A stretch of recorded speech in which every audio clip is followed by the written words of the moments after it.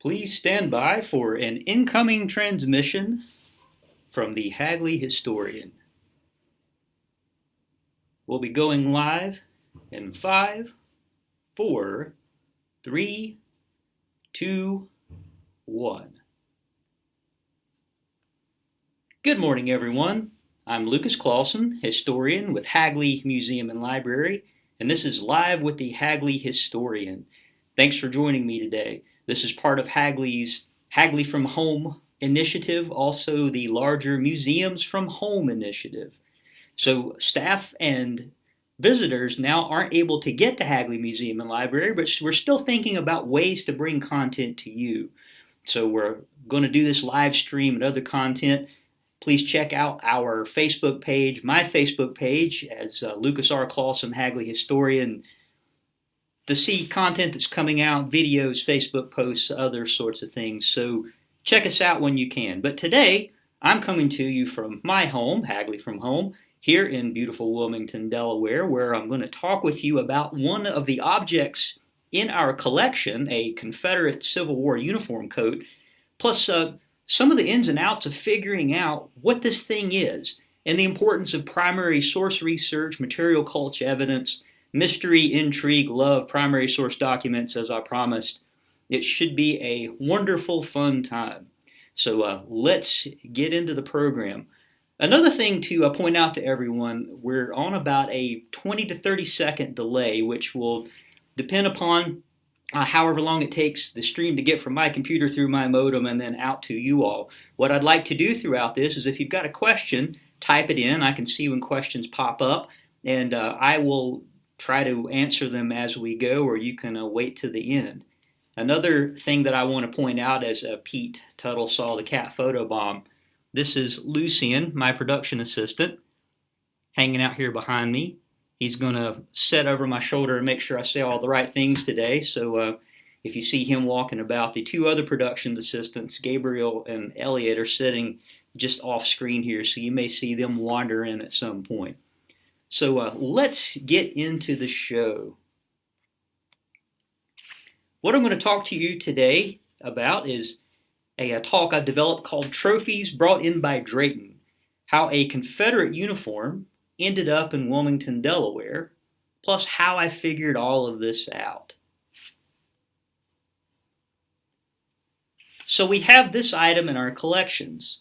This is a uniform coat, a coatee, if you will, or a clawhammer style coat, which is in the collections at Hagley. This is something that we came across about 10 years ago now, and it was quite a mystery to those of us who were looking at it. So let's get into this. You know, what is this coat? What is the mystery? How did we solve it? So as I mentioned, about 10 years ago, I had the privilege of curating Hagley's exhibition on the American Civil War. So it was about the DuPont family, the DuPont company, and their role in what was going on during the American Civil War. So I went into this project wondering, so what else can we say that hasn't already been said about the American Civil War? You know, gosh, there's been so much ink spilled over this subject. What can I say that someone hasn't already? And come to find out, there was quite a lot. This was an interesting project for me, and I'm getting a book out of it, believe it or not, about Henry DuPont, who ran the company during the war, and his role in keeping the state loyal to the Union. But one of the things we had to sort out for this exhibition is objects. We want to fill these cases and make it look good. So in plowing through Hagley's collections, one of the neat things that we came across was this, a sea duty service coat belonging to Rear Admiral Samuel Francis DuPont. So I thought this was pretty awesome. This is a neat coat. Most Civil War uniform coats you see from people this high up are the dress uniform and not something they would have used. So this again is called a sea duty service coat. This was something he would have worn actually on service.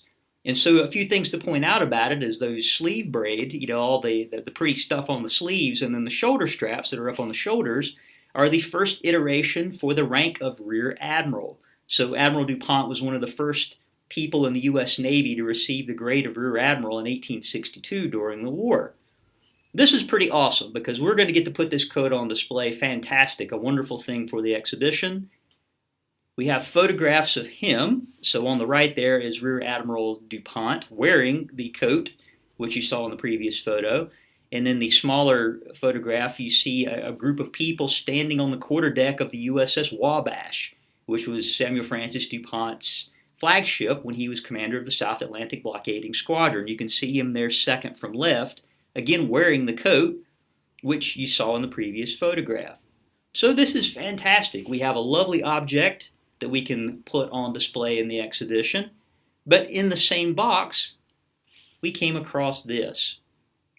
In our inventory, it was listed as belonging to Samuel Francis DuPont, and it was also listed as being a uniform coat that he wore during the Mexican War, 1846 to 48. He was in command of the USS Cyan during that, and commanded the blockade of the Baja of California. So, what the heck is this? Immediately, my spidey senses, if you will, started going off. You can see on the photograph on the right the little bugles, which would tell me that's the coat of someone who's an infantryman. Wow, go figure. But the big thing which popped out of my mind was looking at the buttons, which are on this uniform coat. So this is a detail of the two sleeves. You can see that each sleeve has these three big buttons. So why they caught my attention is that if you could look really closely at them, you see that there's a palmetto tree in the center, plus the South Carolina state motto written around the outside. So this is a South Carolina state seal button. So I'm scratching my head wondering, what in the world is this? You know, if this belonged to Samuel Francis DuPont, who was a member of the regular United States Navy, he would have never worn a coat that had South Carolina state seal buttons on it, or an infantry coat in any way. You know, what in the world is this? How the heck did a South Carolina uniform end up in Wilmington, Delaware? So this was the mystery posed to me. This was an intriguing object that we saw in our collections. Again, it was in the box with the Admiral's Sea Duty Service Coat. You know, a neat piece of history. You know, but what is it? How did it get here? What is this thing all about?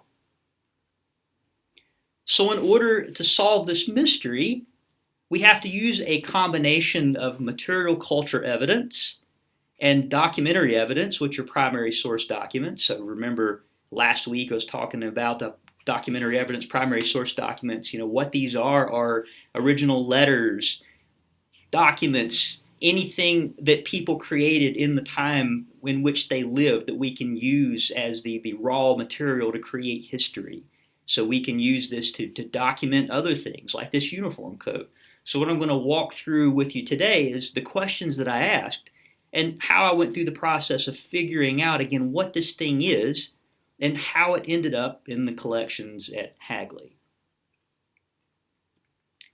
So the first question we ask, what is this thing? Let's identify the object. We aren't able to tell what it is until we can figure out what it is. So that's the first question.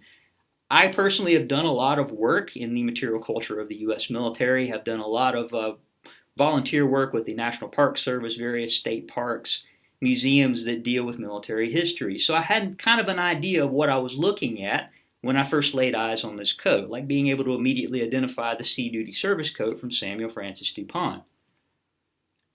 So my guess going into this is that it was probably a militia jacket, something that was used early in the war or before the American Civil War. And to back that up, you see photographs here, some from the cover of Sheet Music, others from other places, showing similar uniforms. These were used both north and south, militias across the United States. So a militia in the United States in that time period, the American Civil War, the 1860s, was the forerunner of today's National Guard. So each state had laws on the books saying typically that men between 18 and 45 had to serve in the military and could be called up in an emergency. And if there was a really big emergency, they could be pulled over into the regular U.S. military and sent to places like Mexico in the 1840s. So this is something pretty common throughout the United States, and this type of uniform is something that would have been pretty common in the United States. So that's the first guess going into this. So using the jacket as a text, using it as, again, material culture evidence, the details matter. So dipping in to look at some of the details of this coat. So these are 3 photographs that show some of the details. The one that's at right shows the collar. You can see that it's lined with velvet. You can, that kind of brownish looking material there. The buttons that are on there, the lacing, it's tarnished, but at one point was silver. So this is an important detail for this, that it's silver. Looking at the buttons, on the photograph on the left there, you can see that there were originally a lot more buttons that are on that coat. There are more buttonholes than there are buttons. But the number of buttons that are on these coats are important. All the little bits and pieces, the pieces of braid, the little sewing details, other bits are important pieces. So looking at the back of the coat, a couple of other important details to roll with here. You can see the little infantry bugle, which is on the photograph at right. This is an important detail as to identifying what this thing is, figuring it out. And then the photograph at left, you see the little false buttonholes and all the piping. This is important too. So taking note of all this, I examined this coat pretty thoroughly, turned it inside out, upside down, looked at all the bits and pieces, took thorough notes on it to figure out what it is, what it looks like, what's happening. So now that I've got this bit of information, I've taken my notes, I know what it is, I've got a good idea that it's from South Carolina, we start digging into the documentary sources. So thinking, well, maybe there's a description of what this thing was. So looking at uniform regulations and the specifications for that, I took a deep dive into what uniform regulations were available for the state of South Carolina.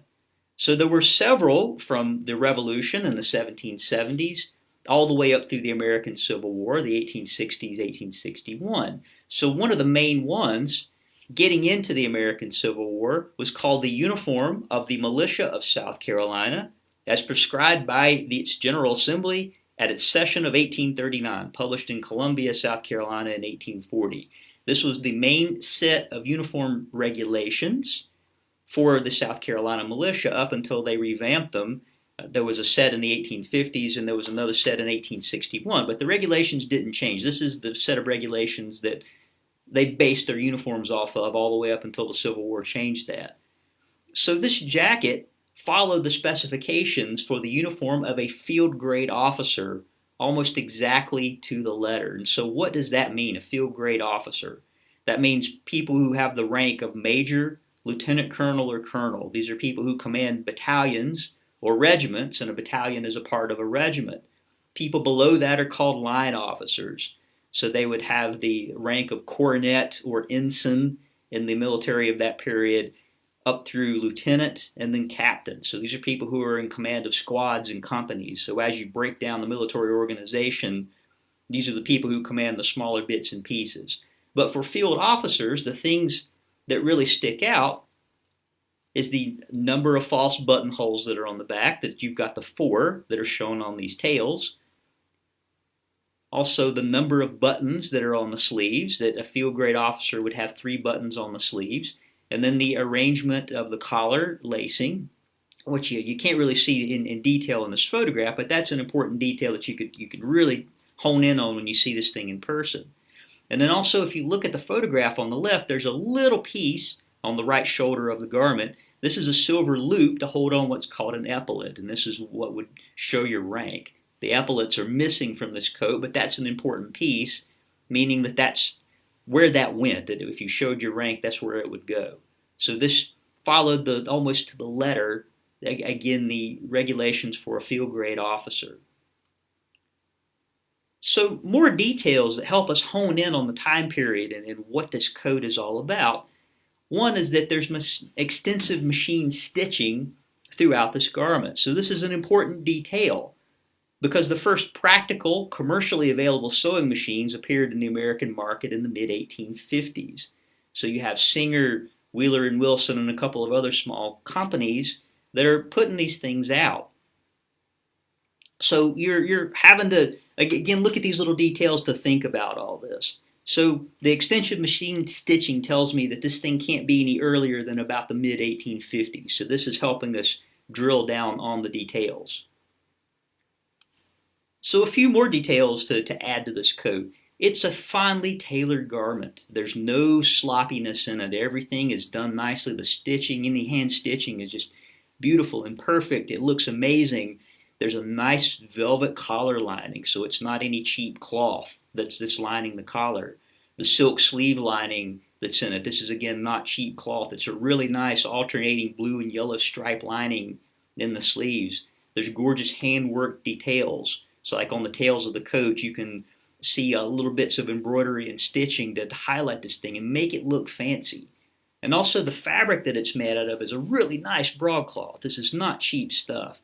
Whoever had this thing was probably indeed a field-grade officer because they had a little bit of money to spend on it. Because in that period, whenever you joined these militias, you had to buy your own uniform, and you typically see with lower grade uniforms like privates, non-commissioned officers, things that are not that finely detailed, not that finely tailored. But when you get into the officers, and especially field grade officers and above, you see tends to be a little bit nicer of a coat, nicer detail work. So this is something to think about in looking at this coat. And to really get into the weeds on this, but this is part of solving the mystery, I looked at the backs of the buttons. So why in the world is that important? The back marks. So what's stamped on the back of these buttons? So being really careful, because this is a museum object, it was over 150 years old whenever I got to examine it. This is important though. Taking a really easy look, what's on the back? It was stamped Schuyler H&G in New York. So that's Schuyler, Hartley, and Graham, which is a company that sold bits and bobs to the military in that period. They were a supplier. There were several of those throughout the United States. Another one was Horstman in Philadelphia. But Schuyler, Hartley, and Graham was a pretty prominent company that existed throughout the 19th century, selling goods to the military militias and even the military itself, the regular American military. So these buttons were made by the Scoville Manufacturing Company of Waterbury, Connecticut between 1854 and 1860. So this is, again, helping me narrow down that time frame. I know this can't exist any earlier than about the mid-1850s. So I'm honing in on the Civil War, that this is indeed a Civil War code or something that existed just prior to the Civil War. So what do we know so far? Here are the details. I know that it's a pre-Civil War or early Civil War uniform jacket. I know that it was used by someone from South Carolina. And I also know that it follows the specifications for a field grade officer. So now I have a few key pieces of information to launch into the next sets of questions. How did it get to Delaware? I know what it is. Now I need to figure out some of the details about it. How did it end up in a place like Hagley Museum and Library? So the likely culprit in all this, and my starting point, is Samuel Francis DuPont, Rear Admiral, United States Navy, for a couple of reasons. One is that it was in with a uniform code of his, so that's kind of a big flashing signpost to get you into where this may be. But then also Samuel Francis DuPont was an admiral during the American Civil War, so that's another reason I would look in his papers. He was also stationed in South Carolina, so he's the only DuPont family member who was in the military during the American Civil War, who was in South Carolina. He was the commander of the South Atlantic Blockading Squadron from 1861 to 1863. So he was there very early on for a significant part of the war. He won the Battle of Port Royal on November 7th, 1861, which is the first major victory of the American Civil War. He oversaw the siege of Fort Pulaski in Georgia, the capture of the CSS Atlanta, a Confederate ironclad, which I highlighted a painting of that last week on June 17, 1863, and then made an attack on Charleston, South Carolina on April 7, 1863. So he's definitely there at the very beginning of the war and throughout the early stages. So this is helping me narrow down. So now that I've got a good idea that Samuel Francis DuPont is how this ended up in Delaware, let's start digging through a little bit of correspondence. So this is the fun / tedious / awful part of having to do some of this research and figure out what some of this stuff is. So Admiral DuPont's papers are pretty extensive. His collection is about a 38,000 item collection. He joined the U.S. Navy in 1815. He first went to sea in 1817, served all the way up until his death in 1865. So there's a lot of papers having to do with the U.S. Navy. Fortunately, because I know this is probably having to do with South Carolina, I can narrow down in on a time frame which is between mid-1861 up through 1863, so I can start going from there. The Admiral's papers are kind of fun to go through because they're really detailed. He wrote about absolutely everything, but one of the problems is that, as one of his friends at the time wrote of his handwriting, that his handwriting was heroically illegible. So it took a little bit of time to learn to read Admiral DuPont's handwriting. He also had a habit of switching between writing in English and writing in French. He was fluent in French, often wrote in French to his wife, Sophie. So in digging through his correspondence, another way that I tried to narrow this down to figure out perhaps what was going on was to look specifically at the letters to his wife, Sophie Madeline DuPont. So he wrote what he called journal letters to Sophie. So he would start writing a letter, and these things would go on maybe 10 or 15 pages. They're incredibly long letters. And so he would write to her about absolutely everything that happened, and she wrote to him back, writing journal letters. So how this would work is that when a mail ship would go out, he would end a letter, number the letter, mail it off to her, start another one. That way she could put them all in order. That way if the mails got out of order, something happened, she could know what happens in chronological sequence. So that helps us in going back to look through these records, because then I can put the letters in order by date, but then also in order by how she received them, how she read them. So going through her papers, again, he wrote to her about absolutely everything. So I figured if he's going to say something about this uniform code, he's going to say it to her. So it took about 2 weeks of digging through these papers when I have time, even when I didn't have time, don't tell my boss at Hagley that, to figure out where some of the bits and pieces of this were. So finally, Paydirt. In a letter that he wrote to Sophie on January 16, 1862, he wrote about things that he was sending home, captured Confederate things that he was sending home. So he listed off a few of them, and then what's underlined here in red that you can see on the slide is that he wrote, also a major's coat. I don't know what to do with it. Trophies brought in by Drayton. So this is incredible. What an absolute breakthrough, because now I've got this thing narrowed down. This is the only coat that's mentioned in any of the correspondence to Sophie of stuff that he sent home. But again, a few pieces of information, a major's coat. So the sign lights are blinking for me on this one too, because remember back that we figured out this coat was that of a field grade officer, which is someone who could hold the rank of a major. But then this bit about Drayton. This is another key piece of information which will help me hone in on what this is, where it came from, how all this would have worked. So who is Drayton? What is Drayton?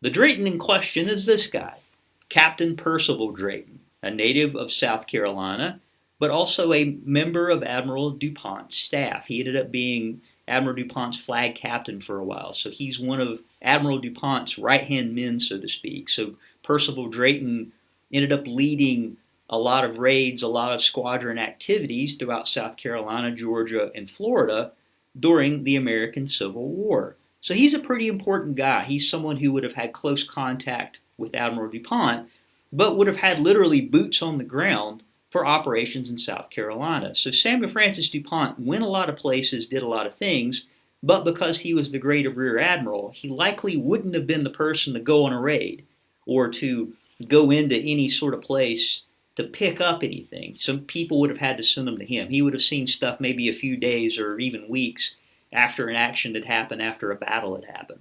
So keep that in mind with this. So now that I know that Percival Drayton is a suspect, again because, as Sophie wrote to him, trophies brought in by Drayton, I decided to go and look at the correspondence between Samuel Francis DuPont and Percival Drayton to see if there was anything mentioned.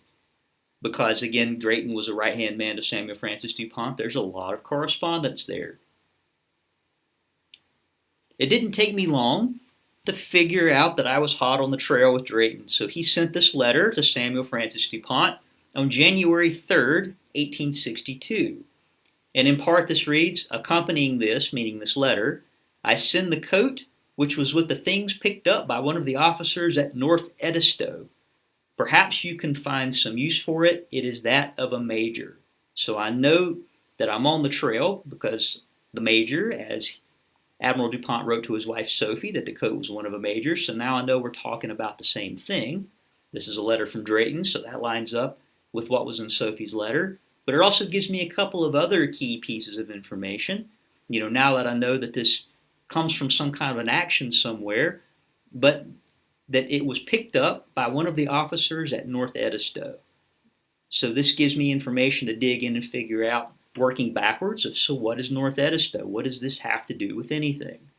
So one of the other parts of Admiral DuPont's papers, which are pretty great, is that his logbooks and his correspondence as head of the South Atlantic Blockading Squadron are there. So I could look up what action this was and found out that there was a raid on Rockville, South Carolina, on December 17, 1861. And so Rockville is on the Edisto River near Edisto Island. So this gets you back to the idea of, this Edisto. What is Edisto? So this is what this means.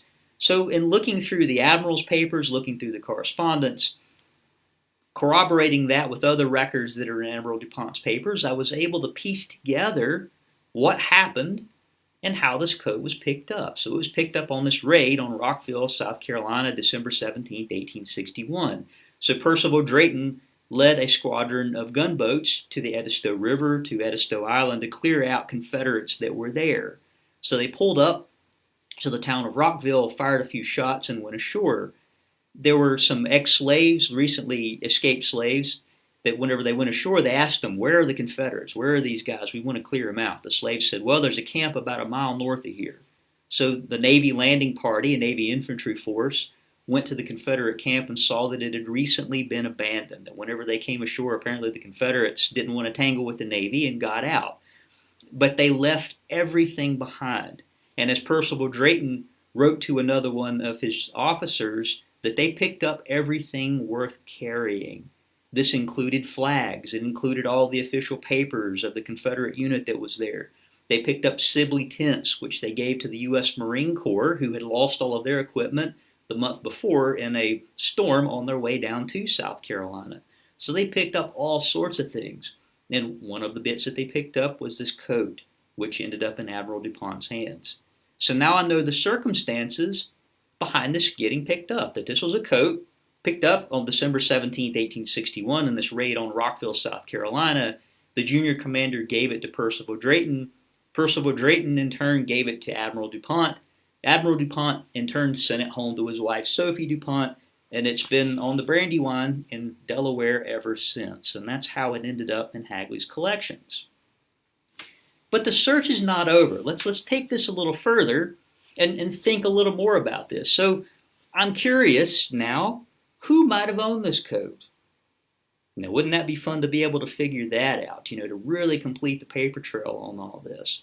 The paper trail at Hagley was so good I've been able to get this far using just the sources that are at Hagley, a few other outside sources. So that kind of gives you an idea of how all this works together. So what next? Again, let me see if I can figure out the third question. Who might have owned this jacket? Who could have worn it?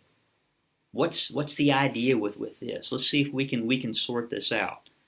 So in trying to figure out who's there, one of the things I wanted to pinpoint is what Confederate units might have been anywhere near Rockville, South Carolina during that time period. And for that, I can't use Admiral DuPont's papers to answer that question. There was nothing in there that would indicate what Confederate unit was anywhere near Rockville, South Carolina. So this is when we turn to this wonderful set of books, over 100 volumes. It's called The War of the Rebellion, a compilation of the official records of the Union and Confederate armies and navies, affectionately called the OR, or the official record by those who use it. So back in the Dark Ages, whenever I was first introduced to this set of books, the only way you could access it was in the printed form. So this was back during my undergraduate college days at Appalachian State University. So, okay, great. That's a lot of books to look through. They are indexed, but you have to do a lot of digging. They are broken up by subject. Fortunately, Cornell University put them all online. They're fully keyword searchable. So I will admit I took the easy way out in doing this research. I went to the keyword searchable version and started looking for keywords like North Edisto, Rockville, South Carolina, and before long came up with a paper trail to figure out who was there. And it ended up being a unit called the 1st Regiment of Rifles, South Carolina Militia. So this was the only Confederate unit that was anywhere near Rockville, South Carolina for about 2 months around the raid on Rockville. So I knew this had to be it. Who could have worn this coat then? The 1st Regiment of Rifles was a pretty interesting group. This was an early war militia company. They came into existence right around the time of John Brown's raid on the Federal Arsenal at Harper's Ferry in Virginia, now West Virginia, in 1859. So throughout the South, a lot of militia companies came into existence because they were afraid of slave rebellion because of John Brown's raid. So this is one of the groups that came in existence because of that. So they were a relatively new group. Their commander was the guy at left, Colonel John Luther Branch, and their major, whenever the unit was created, was the guy on the right, Major Ellison Capers. So Ellison Capers didn't stick around with this unit long. He ended up getting command of another unit on his own. And as some of these units reorganized, the militia units got folded over into more permanent Confederate units. A lot of these groups went away, people got shuffled. So in digging through this a little more, I came across this guy, Charles Schultz Gadsden. He was a graduate of the Citadel, the military academy of South Carolina, in the early 1850s. Once he graduated the Citadel, he got into railroads. And so I worked as a railroad executive in South Carolina through the early 1850s. And then when the Civil War got going, signed up with the 1st Regiment of Rifles, South Carolina Militia. So when Ellison Capers left this unit to take over a unit of his own, he became the major of the 1st Regiment of Rifles, South Carolina Militia, a position which he held from the 9th of September, 1861, until February 1862. Whenever this unit got disbanded and folded over into another more permanent South Carolina unit. Charles Gadsden ended up getting out of the military at that point and became superintendent of railroads in South Carolina until the end of the Civil War, and then stayed in railroads until the end of his life in 1915. So he is the person who is the likely one to have worn this coat. And so in looking in the official records of the War of the Rebellion, which I mentioned just a few minutes ago about what the Confederate records were out there, there's an interesting back and forth in all this because the Confederates got completely surprised. So this is another interesting little aspect to put into this, that whenever the U.S. Navy showed up for their raid in December, they didn't know how many people were coming. They didn't know if it was the entire Federal Army, the entire Navy. The Navy pulled up with a bunch of gunboats and started firing away, making a lot of noise. So it scared the bejesus out of these guys. They got up and they ran and they left everything. And so Gadsden is one of the people that left. I mean, see, they got up so quickly that they left arms and equipment, uniforms, everything. So there was a lot of finger pointing and back and forth after this raid, because now they had to justify why there was a unit running around out with guys in their shirt sleeves, no guns, no tents, no equipment, no anything. So a little interesting tidbit to throw in there, that they didn't realize that the Navy Landing Force party only consisted of about 45 men, and so this regiment was close to about 800 guys at that point, so they didn't realize that they were getting rolled by a much smaller force. But at any rate, Charles Schultz Gadsden is the person that I had narrowed this down to, the person that I kind of pulled it into as being the likely suspect to have worn this coat. The problem being, though, I'd gotten this far in the research, the next step is where would his papers be? Because there's no mention in the official record of Gadsden dropping anything. There's no mention of anybody losing a coat. It's not that specific. So I did a look around and found out that there are some papers associated with Charles Gadsden that are in South Carolina, some in the Citadel's records, some that are held in archives in South Carolina. So I gotten myself to that point, and I don't know anymore, because that would mean a trip down to Charleston, South Carolina. So if any of you want to see if I could possibly dig into this, then please write Hagley Museum and Library and tell them that Lucas Clawson, Hagley Historian, needs to make a trip to Charleston to do further research whenever time and circumstances permit. So this isn't quite the end of the story. I'm not going to leave you here. So a couple of years later, years mind you later, I was looking for something else and came across this tantalizing little tidbit. This is a small scrap of paper that's only about 4 inches tall, about 2 inches wide, or 4 or 5 inches tall, 2 inches wide. It's tiny. So this is a paper that was captured off of a steamer, a steamboat called the Planter. So this is a pretty interesting story behind that too. It was stolen by a slave named Robert Smalls, who was the pilot of that boat. So he came up with a way for the enslaved crew to steal this boat and sail it out to the South Atlantic Blockading Squadron, which he did in 1862. Whenever he did, he made it out to the blockading ships. They took him immediately, Robert Smalls, immediately to Admiral Pont, who thought it was a great story, brought Robert Smalls in, made him a pilot on one of his ships. Pretty interesting story out of that. So on the Planter were a group of papers that got captured, so essentially all the ship's papers. So this little scrap of paper reads, "This is to order the captain of the Planter to return to Rockville for the use of Colonel Branch's command in case he may have left that point before the arrival of Beauregard." So Colonel Branch being John Luther Branch, 1st Regiment of Rifles, South Carolina Militia. Beauregard being Pierre Beauregard, later to become a pretty famous Confederate general. But it's dated November 27th, Johns Island Ferry, C.S. Gadsden, Major Commanding 2nd Battalion RM, which I take to mean Rifle Militia. So, wow, what a thing to find. And again, a couple of years later, so I was just ecstatic that I could put Charles Gadsden as Major Commanding a Battalion of the 1st Regiment of Rifles, South Carolina Militia, near Rockville, South Carolina, within about a month, or to even days around when this coat was picked up by Percival Drayton's raiding party to the little town of Rockville. So what an interesting thing. So this is where we've come with all this. So we start off with this absolutely lovely piece. Let me get a picture of this for you again so that I can remind you what we're talking about.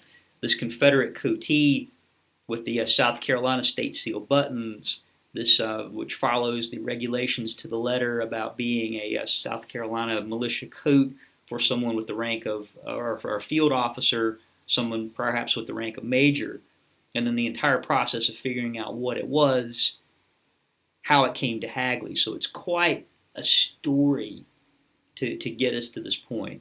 And so my conclusions with all this is that using material culture evidence, which means reading the jacket itself like a text, using everything I know about what these things are, how they're put together, how they work, I was able to get a positive identification of what the jacket is, where it came from, its approximate date, what the ins and outs of it are.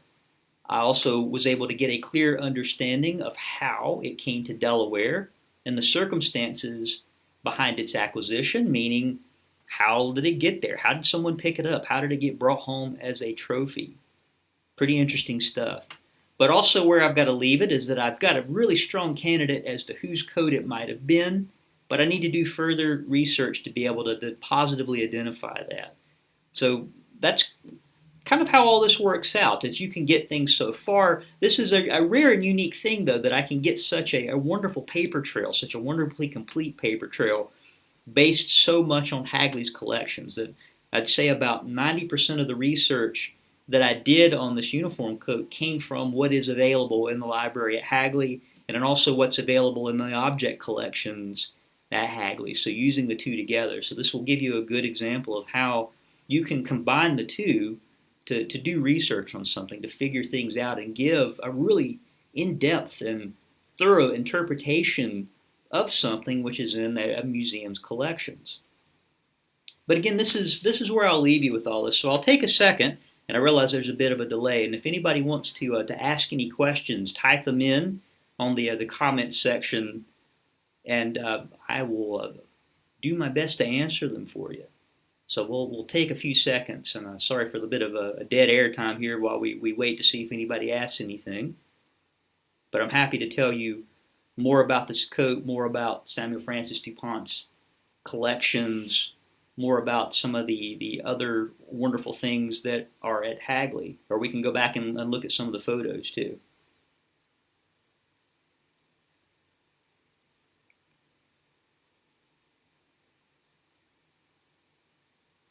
And I will point out that my supervisor back here hasn't moved.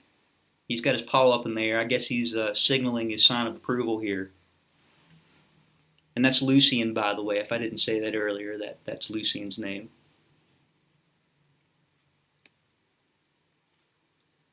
And so while we're waiting to see if any questions come in, I want to thank a few people, point a few things out to you. I want to throw out a debt of gratitude to my friend and colleague Kevin Smith, who is the curator of historic ships at the Independent Seaport Museum. He helped me figure out a lot of the back end ins and outs of doing a live stream like this so that I could present slides, change some of these scenes.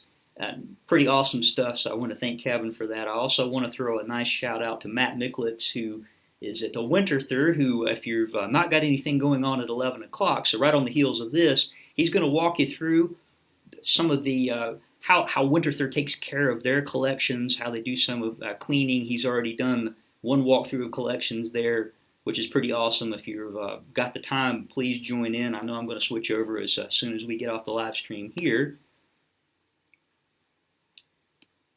Okay, let's see.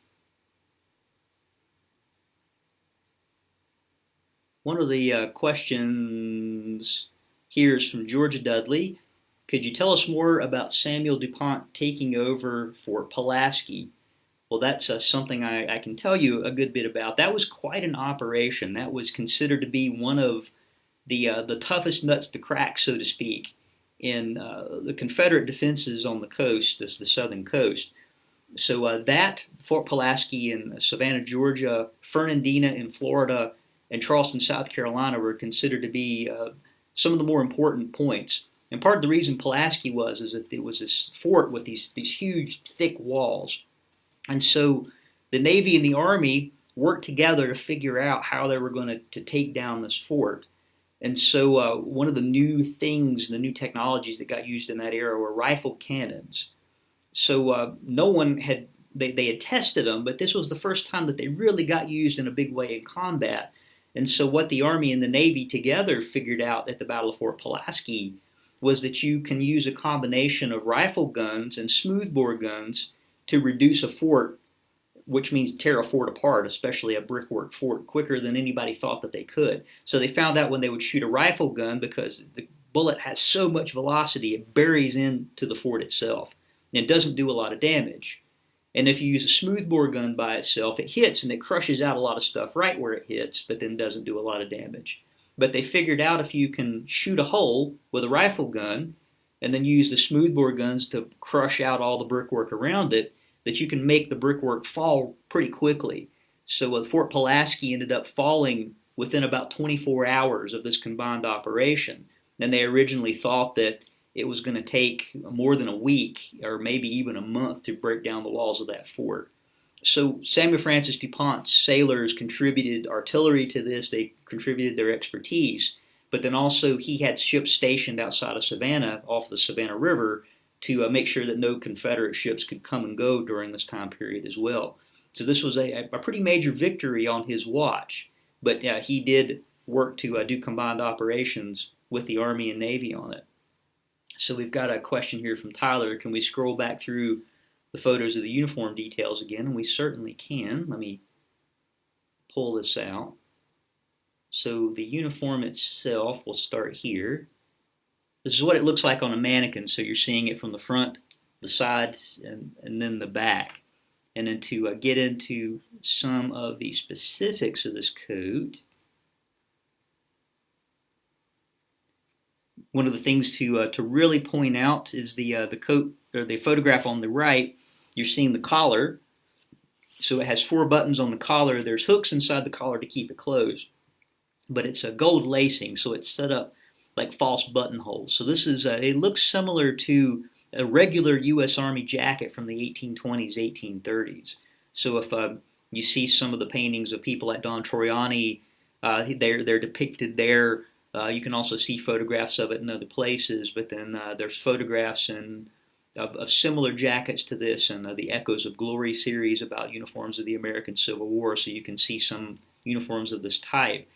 The photograph there on the left, you can let me point out something about all the buttons that are there too. Notice that they're pretty spaced. They're spaced pretty widely. Half the buttons are missing on this coat. Then you can see where the thread sticks through, where someone apparently cut them off as souvenirs. So someone took half the buttons on this coat, probably gave them out as prizes. And then if you look at the little photograph in the center there, that shows you the detail of the cuffs. So then this will get to the back of the coat. And you can see the photograph on the right, the infantry bugle. So that was a standard infantry bugle from that time period for those type of uniforms. So Connie Cox is asking, is the clothing on display? Unfortunately, it is not. This coat was on display. This and the Admiral DuPont's coat were on display for the American Civil War exhibition we did back in 2011. These are pretty fragile items, pretty light-sensitive items, so they're not things that we want to keep up. And because, especially with the Confederate coat, this coat, it's a really rare and unique item. We don't want to love it to death, so to speak. But it is in our closed areas. It's part of our collections, so it's in climate-controlled conditions. Philip Leach is asking, is this part of a larger collection, other uniforms, other artifacts like rifle balls, etc.? It is part of a larger collection. This is from the papers and collections dealing with Admiral Samuel Francis DuPont. So you've got that uniform coat, and then also this uniform coat, which belonged to the Admiral, one that we showed pretty early on, which is the Sea Duty Service coat. These are the only Civil War era uniforms that are in our collections. There's other bits and pieces and uniform pieces. So we've got the epaulets that go on Samuel Francis DuPont's dress coat, but the Delaware Historical Society has the dress coat itself, which is pretty interesting how those two bits got separated over time.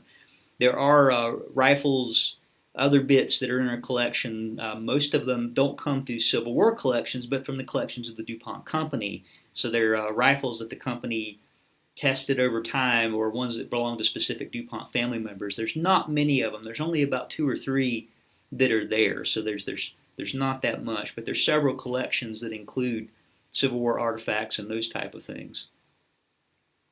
So Peter Tuttle asks, in general, how many hours of research to get to where you are now on this item? Let me try to ballpark. It took maybe about 6 months worth of work to get to the point of knowing what I know on this. And this is being able to look at it full time some days and not others. I have no idea how many hours I was able to spend on it, because this was in doing the research was in the context of curating the larger exhibit on the American Civil War, which all told it took about a little over a year to put everything together. So from beginning to end, doing the research, writing all the bits that go with it. So quite a lot of bit. So Laura Beardsley is asking, have you had the chance to see the Percival and Thomas Fenwick Drayton letters held in the Historical Society of Pennsylvania? Laura, I know you've asked me this one before. No, I have not, but I've seen excerpts of these letters that are published, which are pretty interesting. So this is referring to another set of primary source documents that's in the Historical Society of Pennsylvania. So this would be another place to go to do a little bit of research, I know. And Laura also asked, how far can the cannon fire? So with the types of cannons that were in use, and the ones that got used like at Fort Pulaski, this is considered heavy artillery, so these could shoot up to 5 miles, a really long way, so these are pretty heavy guns, and that was kind of standard naval artillery of the period, so that's the maximum it could shoot. Effectively, it's maybe a mile, mile and a half, because keeping in mind, you got to be able to see what you shoot at with guns like this, so if it's further away than you can see, then you're not really going to be able to hit anything.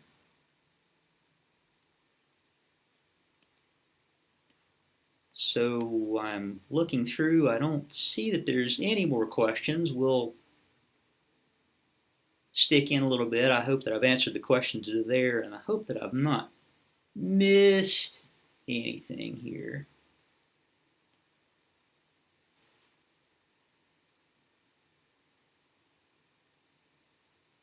So I'll start to wrap things up, give a little bit of time for you to switch over to Matt Nicholas's presentation over at Winterthur if you want to go over to that. Thank you all for joining in today. One more shout out to give too is to my friend Emily and her students at the Schuylkill Valley Middle School. She's been recording some of these films and assigning them to her students. They're not able to watch this live today, but I know you're watching and you're going to be asked questions about this, so please listen up. Please go to Hagley's website, www.hagley.org, to catch up on our schedule of events, the things that are going on at Hagley whenever we're able to reopen. So check it out there, all the wonderful things that are going on. Also, take a trip over to our Facebook page, Hagley Museum and Library. Like it, follow it, check out some of the videos that are there, some that I've done, some that my other colleagues have done. Keep up with what we're doing. All fun stuff. Please, please, please do this. Check out what we're doing. Keep up with what's going on. Also, please, please, please, I can't entreat you enough. Support your museums during this time. We're all having a hard time with this. We can't let people in the doors, and you are the lifeblood of why we're here. So check us out, our web presence, our digital presence, all the live streaming that we're doing, everything that we can get involved with, please do that. If you are not a member of a museum or an entity, please think about joining now. Support us in some way. Remember us. Follow what we're doing. And I hope to see you all sometime soon. Everybody be safe out there, and we'll see you at Hagley. Thanks for joining in.